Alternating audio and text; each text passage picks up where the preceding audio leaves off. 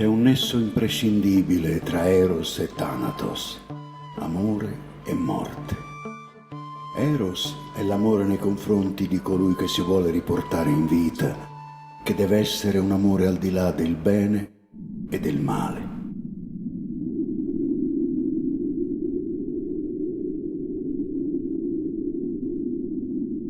Qui non si tratta della vita che nasce, ma di quella che rinasce.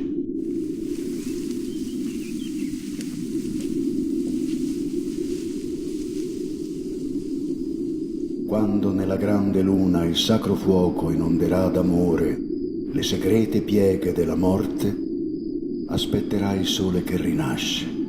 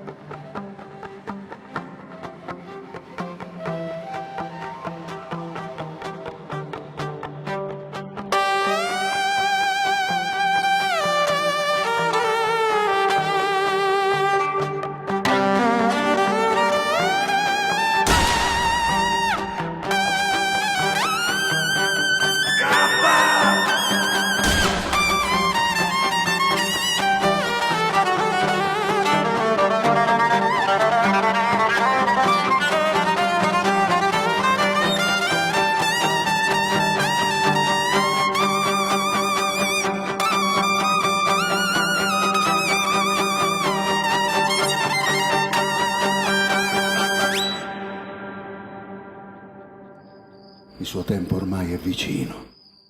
Allontana ogni male e lascia che l'amore possa scorrere libero dentro e fuori di te.